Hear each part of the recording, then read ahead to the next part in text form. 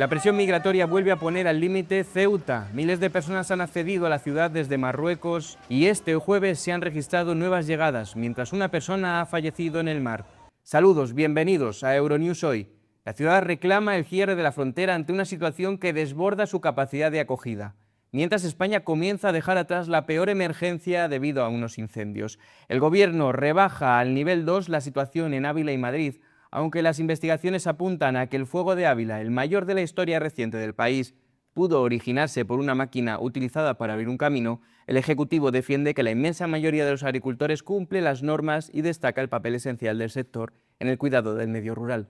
Además, la Comunidad de Madrid anuncia que venderá el ático adquirido para la presidenta Isabel Díaz Ayuso y que destinará el importe de la operación a ayudas para los afectados por los incendios. En el exterior, la guerra en Ucrania suma un nuevo respaldo europeo. Bruselas ha desembolsado 3.470 millones de euros para reforzar la capacidad de defensa del país con la compra de drones, misiles y aviones de combate. Y en Japón, el terremoto deja ya más de una treintena de fallecidos y miles de personas evacuadas, mientras continúan las labores de rescate y la búsqueda de supervivientes. Vamos con la actualidad del día. El Ministerio del Interior cierra filas con Marruecos ante la nueva crisis migratoria que sufre la ciudad autónoma de Ceuta, pactando la devolución hacia la monarquía magrebí de aquellas personas que hayan cruzado en las últimas semanas a nado la frontera afroeuropea y con miles de personas cruzando solamente este jueves. El episodio recuerda la crisis que sufrió la ciudad en 2021 cuando entraron ilegalmente unas 100.000 personas en territorio ceutí.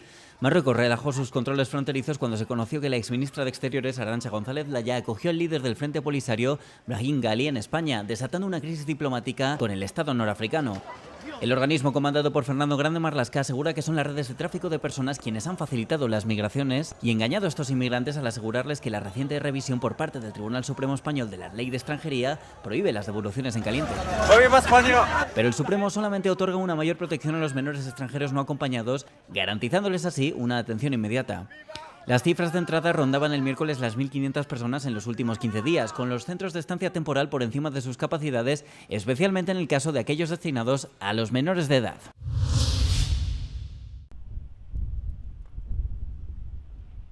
Cientos de inmigrantes están cruzando a nado desde Marruecos hasta el enclave español de Ceuta, desbordando a los servicios de seguridad fronteriza, según han informado las autoridades locales. El presidente del gobierno de Ceuta, Juan Jesús Vivas, ha declarado que más de 1.500 migrantes entre adultos y menores han llegado al territorio por mar en los últimos días. También ha añadido que los centros de acogida para migrantes se encuentran en malas condiciones, lo que agrava la situación. Vivas señaló que ya se habían producido muertes de inmigrantes al intentar cruzar y que el año pasado se localizaron 60 cadáveres en el mar. No estaba claro qué había llevado a tantos inmigrantes a cruzar a nado hasta Ceuta, pero una sentencia del Tribunal Supremo Español a principios de este mes dictaminó que los inmigrantes que llegan por mar no pueden ser devueltos inmediatamente a Marruecos sin el debido proceso. Esto contrasta con el caso de quienes cruzan España por tierra, por ejemplo, trepando por la valla fronteriza. Sin embargo, algunos activistas cuestionaron que la sentencia hubiera desencadenado este aumento. La mayoría de los marroquíes probablemente no habrían tenido conocimiento de la decisión judicial, según afirmó Omar Naji, presidente de la Asociación Marroquí de Derechos Humanos del este de Marruecos.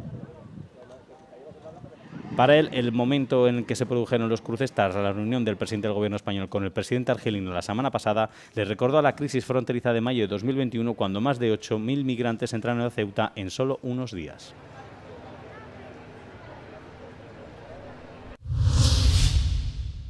El Gobierno ha dado por finalizada la emergencia de interés nacional declarada por los incendios forestales de Madrid y Ávila.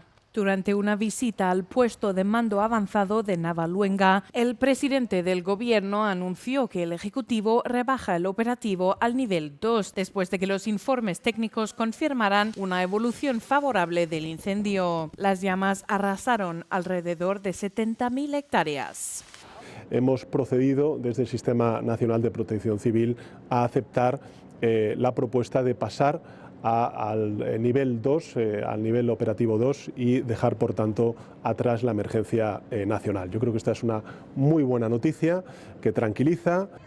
Mientras tanto, la atención se centra ahora en otros grandes incendios activos. En Zamora, las llamas han obligado a evacuar varias localidades cercanas a la frontera con Portugal, mientras que en Castilla y León continúan los trabajos de extinción ante el riesgo de que las condiciones meteorológicas favorezcan nuevos avances del fuego. Los incendios forestales siguen arrasando amplias zonas de Francia y España, lo que obliga a los equipos de tierra a luchar por contener las llamas a medida que el calor del verano se intensifica y se seca la vegetación. Trabajando sin descanso, los funcionarios de Bruselas agrupan los medios de emergencia de los 27 Estados miembros de la Unión Europea, además de 10 países socios para reasignar los limitados recursos. Tras la solicitud de ayuda de Francia la semana pasada, se desplegaron tanto en este país como en España aeronaves procedentes de Eslovaquia, Eslovenia, Portugal y Turquía, y también Serbia ofreció helicópteros adicionales. La Unión Europea ha ampliado progresivamente su flota aérea y ha destinado a Bruselas a 25 especialistas en meteorología e incendios para evaluar la propagación de los mismos e identificar los riesgos emergentes. El equipo está haciendo un seguimiento de la situación y evaluando el riesgo en Francia, y está en contacto permanente con las autoridades francesas para ver si necesitarían apoyo o aviones adicionales, y de ser así, para que todos los Estados miembros puedan acceder a ella e intentar obtener esos recursos adicionales. Aunque las autoridades han confirmado que se han atendido todas las solicitudes de ayuda actuales, las próximas olas de calor podrían desencadenar nuevos incendios en todo el continente, lo que mantiene a los equipos de emergencia en alerta máxima. Los bomberos de Gironda se están preparando para una nueva lucha a largo plazo tras los incendios récord que han asolado la región. Aunque el fuego ya está controlado, es posible que haya llamas que sigan ardiendo lentamente bajo tierra, consumiendo las raíces de los árboles o las turberas, las zonas donde se acumula materia orgánica. Es una amenaza que ya se ha observado en la región tras los incendios que se produjeron hace 4 años. Fue una de las particularidades con las que nos encontramos en 2022 en el sureste del departamento de Gironda, especialmente en la zona de Landiras. Estos fuegos permanecen latentes y reaparecen de forma espontánea en parcelas o zonas donde aparentemente no existe ningún foco de ignición. Combatir los conocidos como incendios zombies supone un reto enorme. En 2022 se habían quemado cerca de 21.000 hectáreas de bosque, lo que equivale aproximadamente al doble de la superficie de la ciudad de París. Estos incendios apodados zombies han causado muchos problemas, ya que aparecen aquí y allá sin que necesariamente sigan el patrón del resto del incendio. El incendio de este verano ya es el doble de extenso que el de hace 4 años. Una vez que el fuego se haya extinguido por completo en la superficie, llegará la fase de la vigilancia. En primer lugar está la vigilancia. En segundo, la tarea de encontrar todos esos pequeños puntos que brillan, que crean algo parecido a un cielo estrellado, y luego eliminarlos. Tenemos lo que se llama un rastrillo Ridge, un bate de fuego y lanzas giratorias para actuar e intentar apagar el fuego o al menos enfriar la zona. Los expertos estiman que serán necesarias semanas o incluso meses de vigilancia continua para reducir el riesgo de que los incendios se reaviven hasta que lleguen las lluvias de otoño.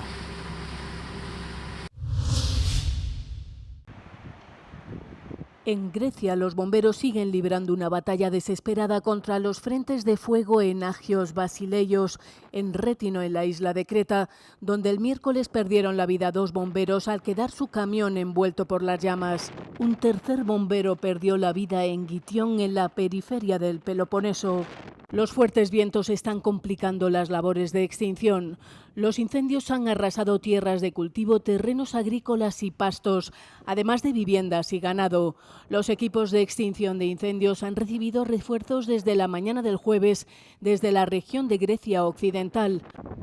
Un indicio de la magnitud del incendio y de la velocidad a la que se propaga es el hecho de que, según los científicos, las imágenes de satélite han detectado que el humo se desplaza hacia el sur, impulsado por los vientos dominantes, tras haber recorrido una distancia de unos 100 kilómetros. Los bomberos de Plomari, en Lesbos, libran una larga batalla contra las llamas con el objetivo de contener el incendio antes de que los vientos vuelvan a arreciar. Según el boletín de riesgo emitido por la Agencia de Protección Civil del Ática, en Creta, las Cícladas y las islas del norte del Egeo figuran entre las zonas de más alto riesgo.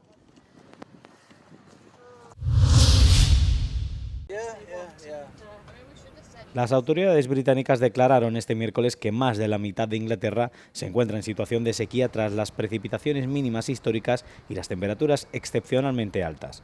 Las 7 zonas declaradas en situación de sequía abarcan el 51,4% de Inglaterra. Esto se produce tras lo que se prevé que sea el mes de julio más seco de la historia, con solo el 7% de las precipitaciones previstas a nivel nacional y en algunas partes del sur de Inglaterra apenas un 1%, según la Agencia de Medio Ambiente del Gobierno. Calificada como una sequía repentina que se desarrolla rápidamente y está provocada por una combinación de precipitaciones muy escasas y temperaturas muy elevadas, este ha sido el segundo verano consecutivo en el que algunas zonas de Inglaterra han sufrido una sequía. Los ríos están bajando de nivel, los agricultores se ven obligados a cosechar antes de lo habitual, el riesgo de incendios forestales está aumentando y millones de personas viven sometidas a restricciones en el uso del agua, según señaló la agencia. Por otra parte, el miércoles la Met Office, la agencia meteorológica del Reino Unido, anunció que había ultimado las lecturas de junio y que tanto Inglaterra como Reino Unido registraron una temperatura máxima diaria récord para ese mes de 38 grados, superior a la cifra de 37,7 comunicada anteriormente. El Reino Unido también está sufriendo actualmente su cuarta ola de calor generalizada de 2026. Según el Servicio Climático Copernicus de la Unión Europea, Europa es el continente que se calienta más rápidamente del mundo a un ritmo más del doble de la media global. El Danubio sigue marcando mínimos históricos en Hungría por la ola de calor. El nivel del río ha caído a un récord de 23 centímetros en Budapest, lo que ha dejado al descubierto una bomba de la Segunda Guerra Mundial en el lecho seco del río, cerca de la localidad de Erd. Además, se ha encontrado un posible proyectil medieval del castillo de Visegrado. El descenso del río Danubio ha obligado a suspender el servicio de transbordadores. En cuanto a la navegación fluvial, los barcos de mayor tamaño se encuentran varados río arriba en Győr, cerca de la frontera con Eslovaquia. Las embarcaciones con un calado superior a 140 centímetros no pueden cruzar o pasar por debajo del puente Arpad debido a limitaciones físicas. Las embarcaciones más pequeñas, por el contrario, aún pueden hacerlo. La sequía también podría poner en peligro el suministro de agua y electricidad. La central nuclear de Paks, en el centro del país, ha programado parar la unidad 3 ante el temor de que no haya agua suficiente para su refrigeración. Con un nivel de agua normal, estas piedras ni siquiera suelen ser vistas. El tráfico de los cruceros fluviales se suspendió el miércoles, por lo que aquí en Budapest el tramo del río que atraviesa la capital está casi vacío. Solo los ciclistas tienen algo que celebrar, ya que el presidente de la Asociación de Ciclismo ha demostrado que es posible pedalear a lo largo de un tramo del Danubio. El ejército de Estados Unidos ha lanzado una intensa oleada de ataques contra Irán en respuesta a los bombardeos iraníes previos contra una base estadounidense en Jordania. El mando central de Estados Unidos informó en redes sociales de que durante un periodo de 2 horas las fuerzas estadounidenses atacaron decenas de objetivos pertenecientes a la Guardia Revolucionaria iraní. La ofensiva se produjo pocas horas después de que el presidente de Estados Unidos prometiera responder a los ataques contra Jordania. Vamos a golpearlos con mucha fuerza porque ahora nos toca a nosotros. Ellos saben que viene. Nos están pidiendo que no lo hagamos, pero anoche intentaron atacarnos. Lanzaron 5 misiles que viajaban a 8.500 millas por hora y los 5 fueron derribados. Aún así lo intentaron. Ahora es nuestro turno. Ya veremos si en algún momento llegamos a un acuerdo, pero vamos a golpearlos con mucha fuerza. Pocas horas después de que Estados Unidos anunciara su ofensiva, Jordania informó de que había interceptado de nuevo 5 misiles lanzados desde Irán. El miércoles, Estados Unidos también actuó junto a Arabia Saudí en una ofensiva contra milicias respaldadas por Irán en el vecino Irak, en la que murieron al menos 20 combatientes y 6 asesores iraníes.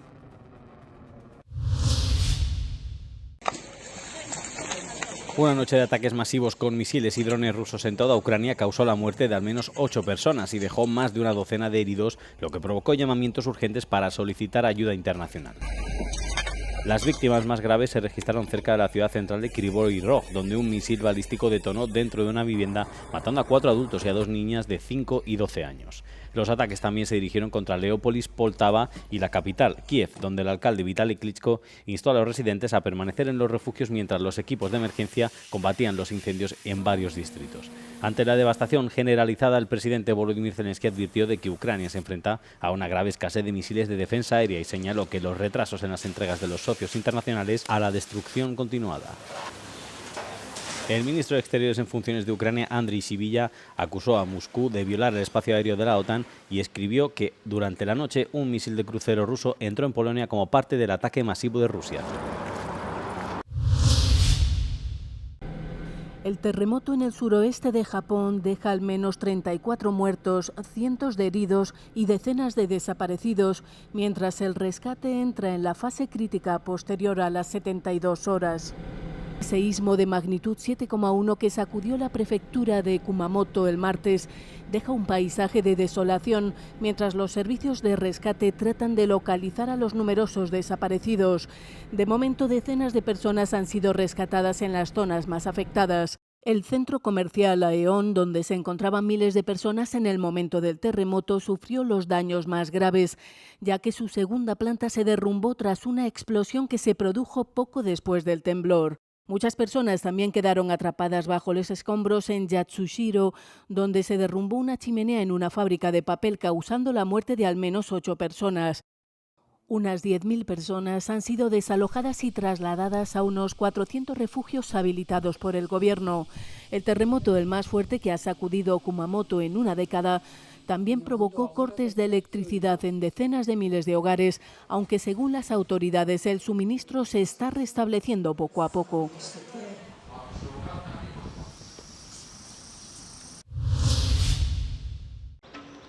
Un adolescente francés ha sido multado con $600 singapurenses, unos 400 euros, tras admitir haber publicado en las redes sociales un vídeo en el que se le veía devolviendo a la máquina expendedora de zumo de naranja una pajita que había lamido. El joven de 19 años que estudia en Singapur provocó una oleada de críticas después de que el vídeo que publicó en Instagram se hiciera viral. La ciudad-estado del sudeste asiático es conocida por su estricta aplicación de las normas de orden público e higiene. El juez señaló que, dada su edad y la naturaleza del delito, no se le impondrían medidas alternativas como la libertad condicional o una pena de trabajo en beneficio de la comunidad. La Fiscalía coincidió en que el delito se situaba en el extremo inferior de la gravedad, ya que ningún miembro del público utilizó la pajita. Además, la FIFA ha abierto procesos disciplinarios contra Argentina por los incidentes en el Mundial 2026. Además del procedimiento contra la AFA, la FIFA abrió causas individuales contra Leandro Paredes, Nahuel Molina, Thiago Almada y Roberto Ayala, integrante del cuerpo técnico argentino. También quedó involucrado el español Pablo Martín Páez Gavira, conocido como Gavi. Mientras, el polémico proyecto de la FIFA que implica vender participaciones del Mundial ha causado un gran rechazo entre la mayoría de actores del fútbol. El presidente de la entidad futbolística, Gianni Infantino, guardó silencio antes de las numerosas críticas hasta que finalmente se ha defendido, asegurando que se trata de una propuesta y no una obligación. Los planes del presidente de la FIFA, Gianni Infantino, de crear una empresa de 17.500 millones de euros para gestionar el Mundial con inversores privados han desatado una feroz oposición por parte de los organismos rectores del fútbol. La UEFA fue una de las primeras organizaciones en condenar la propuesta. El organismo rector del fútbol europeo dejó claro que este deporte no está en venta y advirtió contra su conversión en un activo comercial. La UEFA celebrará una reunión de emergencia el miércoles para debatir su respuesta, según la ministra francesa de Deportes, Marina Ferrari. El presidente de la Liga, Javier Tebas, arremetió contra Infantino, acusándole de mezclar política, disciplina, dinero y poder sin transparencia. La Federación Inglesa de Fútbol aseguró que no había sido informada de la propuesta de la FIFA antes de que se hiciera pública y expresó su preocupación por la forma en que se había gestionado el asunto. La Federación Alemana de Fútbol se ha sumado a la UEFA en las críticas al supuesto plan del presidente de la FIFA de vender entre un 20 y un 30% de las participaciones de la Copa del Mundo a inversores privados. Philippe Diallo, presidente de la Federación Francesa de Fútbol, también criticó la total falta de comunicación en torno a la propuesta. BMW recortará varios miles de puestos de trabajo en Alemania y en otras partes del mundo, convirtiéndose en el último gran fabricante de automóviles alemán en poner en marcha un importante programa de ajuste de personal. Se prevé que la plantilla global de BMW se reduzca en unos 8.000 empleados. La empresa y su comité han acordado un programa de bajas voluntarias dirigido a puestos administrativos y de desarrollo, quedando excluida la producción. Los despidos comenzarían en octubre de 2026 y se prolongarían hasta finales del 27. BMW espera que estas medidas generen un ahorro anual de alrededor de 1.000 millones de euros a partir del año 2028. Más de la mitad de la plantilla de la automovilística se encuentra en Alemania. Por tanto, se espera que una parte sustancial de los recortes se produzca en este país, según informan los medios de comunicación alemanes. Otro gran fabricante de automóviles, Porsche, está siguiendo el mismo camino. El fabricante alemán de coches de lujo anunció el lunes que recortará otros 5.000 puestos de trabajo de aquí al 2035 para reducir costes, mientras el sector tradicional automovilístico lucha por adaptarse a la competencia china en el mercado europeo. Estos anuncios se producen mientras otros grandes fabricantes de automóviles alemanes rebajan sus previsiones financieras ante el deterioro de la situación por China, las presiones sobre los costes y el debilitamiento de la confianza de los consumidores en los modelos tradicionales. Las acciones de Microsoft se han disparado hasta un 10% en las operaciones previas a la apertura del mercado este jueves, después de que el gigante tecnológico pronosticara unos ingresos superiores a lo esperado y un crecimiento acelerado de su servicio de nube. Estos buenos resultados se deben a que los ingresos alcanzan los 59.300 millones de dólares en el trimestre de abril a junio, con un crecimiento del 43% en Azure y otros servicios de la nube de Microsoft.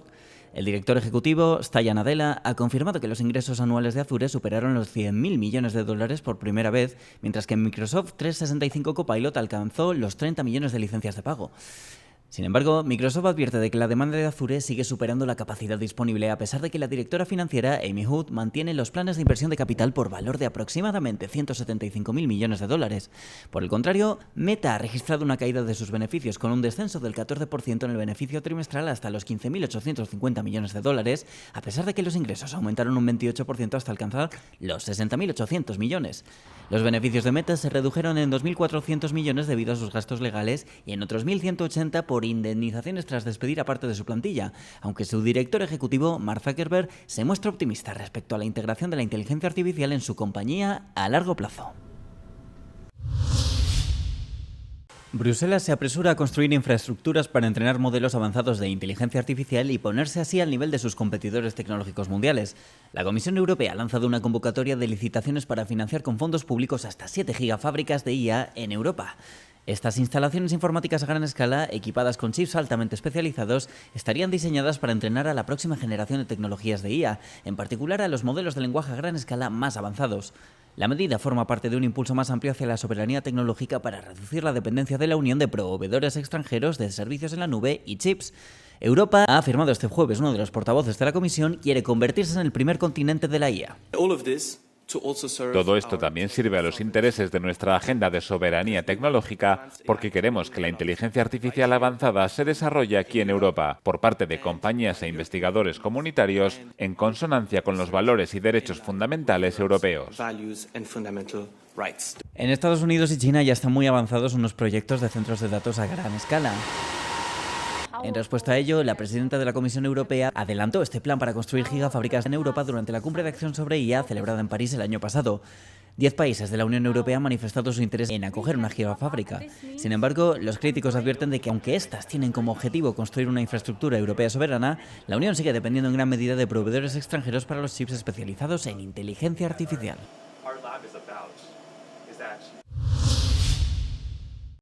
Uno de los oficios más antiguos de Roma corre el riesgo de desaparecer para siempre. Esta semana se ha presentado en la Cámara de Diputados una proposición de ley que, de ser aprobada, prohibiría las bottigelle, los tradicionales carruajes de caballos tan característicos de las principales ciudades turísticas italianas y sobre todo de Roma. La iniciativa plantea derogar el artículo 70 del Código de Circulación que regula los servicios públicos de transporte con vehículos de tracción animal y permite actualmente su actividad. Sus promotores sostienen que las calles de hoy ya no garantizan el bienestar de los animales. Además, las temperaturas extremas registradas en los últimos días hacen inviable que los caballos trabajen sobre un asfalto abrasador. Para los defensores, seguir utilizando carruajes tirados por caballos en el corazón de la capital es una práctica que pertenece al pasado y no al futuro.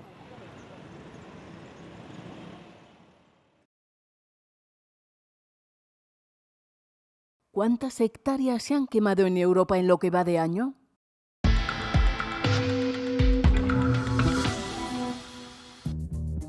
Europa roza su peor temporada de incendios forestales de la historia. Hasta ahora, más de 250.000 hectáreas han quedado calcinadas. Para hacerse una idea, eso equivale aproximadamente a la superficie de Luxemburgo. Desde principios de año, el Sistema de Información sobre Incendios Forestales de la UE ha registrado más de 1.200 incendios. Francia ha sido uno de los países más afectados. Unas 260.000 personas han sido evacuadas, siendo el departamento de Gironda, cerca de Burdeos, el que ha sufrido daños más graves. Pero España se ha visto aún más afectada. En relación con su tamaño ha registrado la mayor proporción de superficie quemada de la UE, más de 200.000 hectáreas, lo que supone alrededor del 0,4% del territorio del país. El presidente del Gobierno, Pedro Sánchez, advirtió de que se avecinan horas difíciles después de que más de 90.000 personas se vieran obligadas a evacuar zonas cercanas a Madrid y Ávila. El país vecino, Portugal, también se enfrenta a una grave temporada de incendios. Ha registrado la segunda mayor proporción de superficie quemada de la UE en relación con su tamaño, con un 0,3% del territorio del país.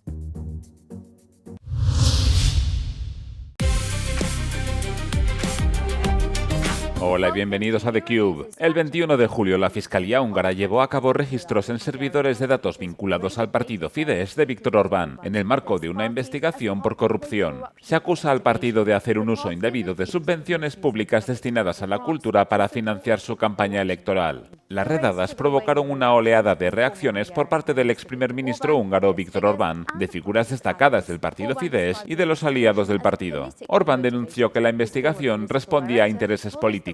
Su antiguo director político nos dijo que los registros eran un intento de ejercer presión sobre el partido. Sin embargo, la Fiscalía afirmó que se incautó de los servidores porque el volumen de datos, junto a la falta de cooperación, hacía imposible realizar una copia de seguridad in situ. La diputada francesa de la agrupación nacional, Marine Le Pen, y el ministro italiano Matteo Salvini expresaron su apoyo al partido Fidesz, alegando que la incautación de los sistemas de comunicación y las bases de datos del partido constituían una violación del Estado de Derecho. Sin embargo, los expertos no hallaron pruebas de ello. No veo ningún peligro adicional ni agravado para el Estado de Derecho y la protección de los derechos humanos. Creo que estos procesos se ajustan a las disposiciones legales húngaras y a las normas europeas en materia de derechos humanos. Se dispone de todas las garantías y están abiertas todas las vías judiciales posibles. Los analistas políticos nos indican que la afirmación del partido Fidesz de que la investigación suponía una violación del Estado de Derecho seguía un patrón político ya conocido. Destacaron que la investigación también debía considerarse en el contexto del cambiante panorama político de Hungría. En mayo, Péter Magyar tomó posesión como primer ministro y poco después puso en marcha la Operación Purgatorio, una iniciativa destinada a desmantelar lo que él denomina el Estado mafioso establecido bajo el mandato de Orbán.